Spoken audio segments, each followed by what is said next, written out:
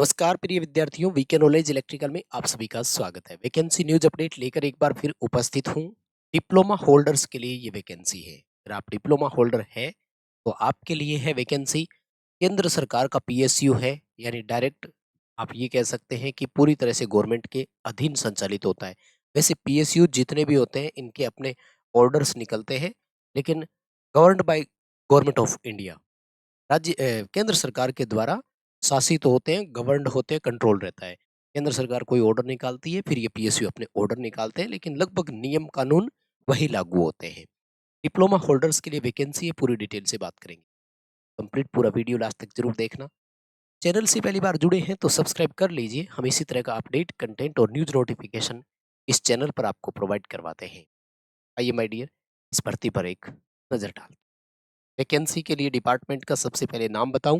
Department का नाम है एनबीसीसी। पूरा नाम एनबीसीसी इंडिया लिमिटेड अब कर दिया है।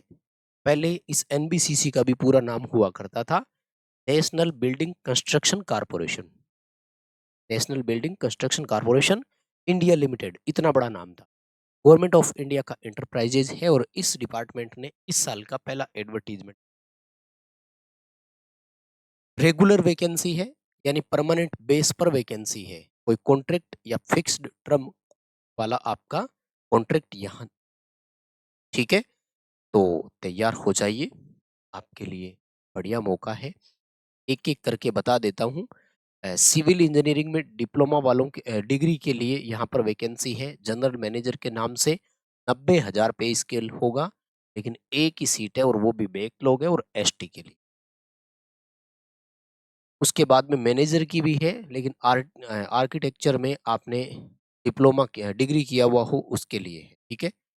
और मैं आपको बता देता हूँ, जो डिप्लोमा वाले हैं उनका किस नाम से है, ठीक है। तो अच्छी अपॉर्चुनिटी है, क्योंकि मैं पूरा पे स्केल और वो सब आपको डिटेल से बताऊंगा। और मैं वैकेंसी को पे स्केल की दृष्टि से भी जरूर देख कि देखो, सीधी सी बात है ना, एक नौकरी आप लगते हैं तो पे स्केल बहुत मैटर करता है। पेमेंट इतनी जल्दी आसानी से बाद में बढ़ती नहीं है, लेकिन दो डिफरेंस अगर सीधा सीधा हो तो कई बार हमें बहुत बड़ा अंतर भी देखने को मिलता है।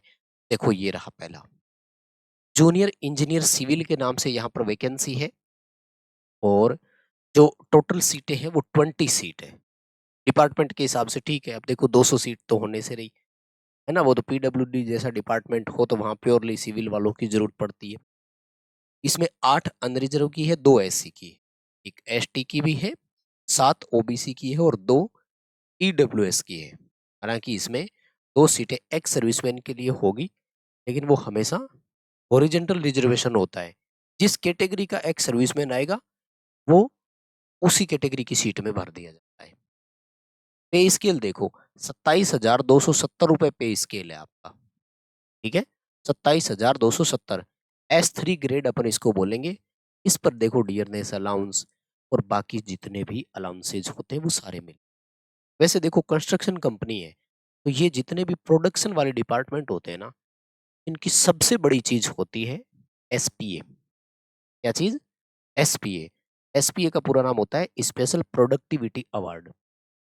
प्रॉफिट बेस पे साल के लास्ट में दीपावली के आसपास देते हैं, फाइनेंशियल ईयर चल जाता है उसके बाद जो दीपावली आती है उस पे हर साल बोनस देते हैं और बड़ा जबरदस्त मिलता है। एनडी एनएमडीसी हो गया, ये डिपार्टमेंट हो गए, इन सब में, ठीक है।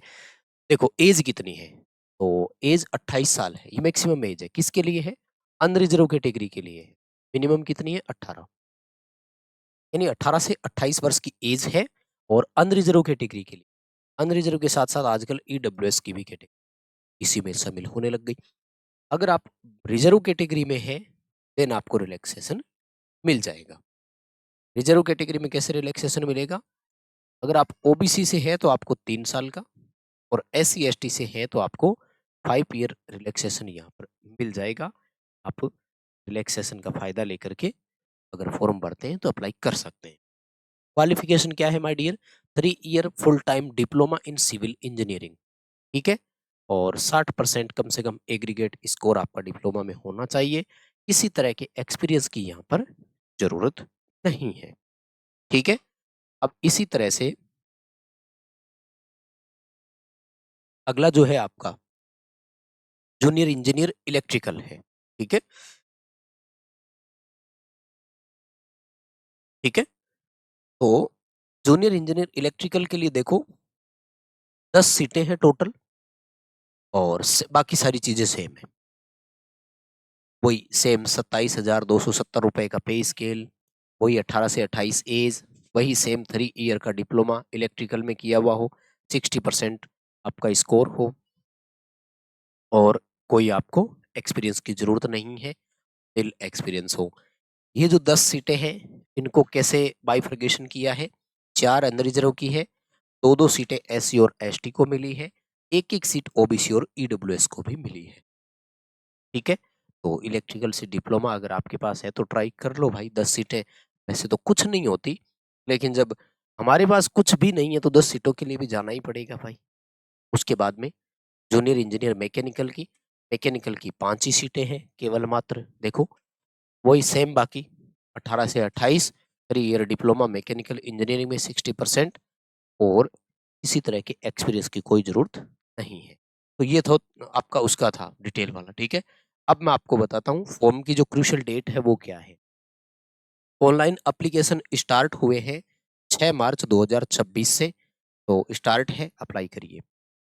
क्लोजिंग डेट है 5 अप्रैल 2026, तो लास्ट डेट का वेट ना करें और समय रहते आप अपना फॉर्म अप्लाई कर दीजिए।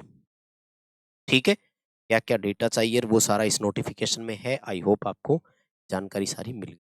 ठीक है, और फॉर्म की जो फीस है वो देखो भाई, 1000 रुपए के आसपास फॉर्म की फीस है, वो आपको देनी है। और ये फॉर्म की फीस किस किस को देनी है, ये फॉर्म की फीस अनरिजर्व कैटेगरी को, EWS कैटेगरी को, और OBC नॉन क्रीमी लेयर को, इनको देनी है। SC ST फिजिकली हैंडीकेप्ड और डिपार्टमेंटल कैंडिडेट जो है वो फीस से एग्जेम्प्टेड है।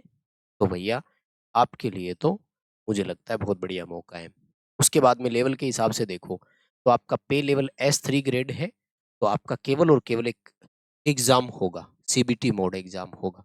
ठीक है, एग्जाम में क्या डिटेल और कैसे आएगी वो इन्होंने अभी नहीं बताया है, कहीं मेंशन नहीं किया है। तो मानकर चलिएगा कि एक तो आपका टेक्निकल जो ट्रेड स्पेशल रहता है, आपकी कंसर्न जैसे ब्रांच सिविल से है तो सिविल, यार इसके साथ में नॉन टेक में ज़्यादातर reasoning, quantitative aptitude, general awareness, यही सब्जेक्ट जोड़े जाते हैं। ये कहीं ऑफिशियल अनाउंसमेंट अभी है नहीं, जब होगा तो आपको बताएंगे। पे स्केल के बारे में और इन्होंने डिटेल दी है कि आपको क्या क्या मिलेगा, तो ये 2 चीज़ें मैं पहले बता चुका था। बेसिक पे मिलेगी और DA मिलेगा। डीए डीएनएस अलाउंस जो होता है ना, इनका अलग होता है। इंडस्ट्रियल डीएनएस अलाउंस मिलता है इनका, IDA। ये थोड़ा-सा अपना जो डीए होता है उससे पीछे चलता है, और कोई ज़्यादा फ़र्क नहीं। HRA मिलेगा, पर्क्स मिलेगा। देखो ये जो मैं कह रहा था ना, ये सबसे बड़ी चीज़ है, पर्क्स मिलता है, ये बहुत होता है। ये सैलरी का 20%, 15% अपने आप दे देता है। और दूसरा ये देखो, अलाउंसेस अंडर कैफेटेरिया अप्रोच ये मिलेगा आपको। ठीक है, परफॉर्मेंस रिलेटेड पे जो है वो मिलेगा, PLI पर्सनल लाइफ इंश्योरेंस, ये सब चीजें आपको और मिलेगी, CPF मेडिकल, ये सारी जितनी चीजें हैं, तो अच्छा खासा है मुझे लगता है। ठीक है, तो और तो कोई जानकारी देने की शायद जरूरत नहीं है, मेरे हिसाब से सारी डिटेल कवर हो चुकी है। अप्लाई कैसे करना है, तो ये रहा आपके सामने ऑफिशियल वेबसाइट www.nbccindia.in। यहाँ कैरियर पे क्लिक करना है, और कैरियर पे क्लिक करके आप जो है वो अपनी डिटेल पूरा भर दीजिएगा। ये नोटिफिकेशन आपको अगर चाहिए तो हमारे टेलीग्राम से ले सकते हैं, टेलीग्राम का लिंक डिस्क्रिप्शन में दिया हुआ है। ये वीडियो अपने दोस्तों तक पहुंचाइए। सिविल, इलेक्ट्रिकल और मैकेनिकल, इन 3 ब्रांच से अगर आपने डिप्लोमा कर रखा है तो बहुत शानदार अपॉर्चुनिटी है, मौका हाथ से नहीं जाने देना है। सीटें तो देखो इस तरह की आएगी, अब अपन 100 500 हजारों सीटों का देखें तो वो तो मुश्किल है। कौन अप्लाई करने वाला है कमेंट करके जरूर बताइए। चैनल से पहली बार जुड़े हैं तो सब्सक्राइब जरूर करेंगे। बहुत धन्यवाद, थैंक यू वेरी मच।